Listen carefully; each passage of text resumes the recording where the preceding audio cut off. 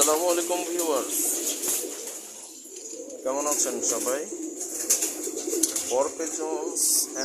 ফরপিজন and pets চ্যানেলের আজকের ভিডিওতে আপনাদেরকে স্বাগতম। ভিউয়ার্স, আজকে দুইটা ওষুধ নিয়ে আলোচনা করব। এই দুইটাই হিউম্যান মেডিসিন ভিউয়ার্স। একটা হচ্ছে ক্যালটেট, ক্যালসিয়ামের জন্য ক্যালটেট, আর থায়ামিন, যেটা ওই যে হাত পাখা বাঁকা, পা বাঁকা এবং প্যারাটাইফয়েড জাতীয় যেই সমস্যাগুলো কবুতরের হয় সেগুলোর জন্য, ঘাড় বাঁকা, থায়ামিন হাইড্রোক্লোরাইড খুবই গুরুত্বপূর্ণ। এটা এ আর বি একের সমন্বয়ে এই মেডিসিনটা তৈরি। এটা খুব ভালো কাজ করে ভিউয়ার্স। প্রথমে আসি ক্যালটেটে। আমরা জানি কবুতর ডিম পাড়ার পর অথবা কবুতর যদি ননস্টপ জোড়া দেওয়া থাকে বা ডিম পাড়তে থাকে, সেক্ষেত্রে কবুতরের কিন্তু শরীর থেকে ডিমের খোসাগুলোর কারণে ক্যালসিয়ামগুলো বের হয়ে যায়। তো তখন কবুতরের শরীরে ক্যালসিয়ামের ঘাটতি যদি দেখা দেয়, সেক্ষেত্রে কবুতর দেখবেন বসে যায় আর দাঁড়াতে পারে না বা খুঁড়িয়ে খুঁড়িয়ে হাঁটে। এক্ষেত্রে কিন্তু অবশ্যই এই ক্যালটেট ট্যাবলেটটা ওই কবুতরটাকে, যে কবুতরটা শুধুমাত্র খুঁড়িয়ে খুঁড়িয়ে হাঁটে, খাবার খাওয়ানোর পর সকালে একটা খাইয়ে দেবেন, পানি খাওয়ানোর আগে।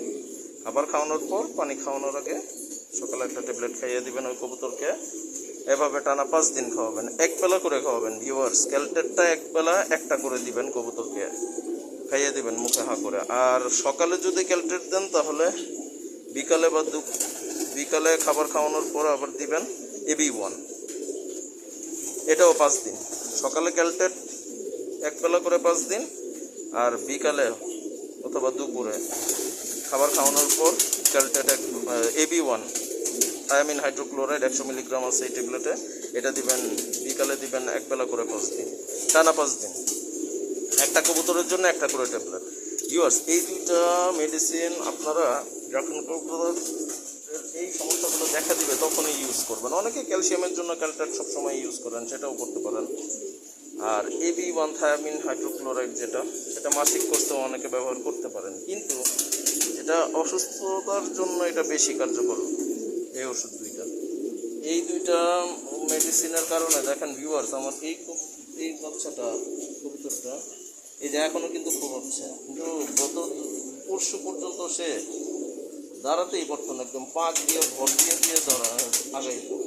এখন আলহামদুলিল্লাহ ক্যালটেট AB1 খাওয়ানোর পরে আল্লাহর অশেষ রহমতে সে কিন্তু একটু দাঁড়াইছে।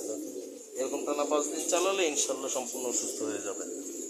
তো ভিটামিন এবং মিনারেলসের ঘাটতিজনিত কারণে এগুলো হয়। আপনারা যদি ক্যালসিয়াম, মাল্টিভিটামিন এবং জিঙ্ক, ভিটামিন বি কমপ্লেক্সের কোর্স করান, তারপরেও দেখবেন মাঝে মাঝে এরকম ঘাটতি হয়।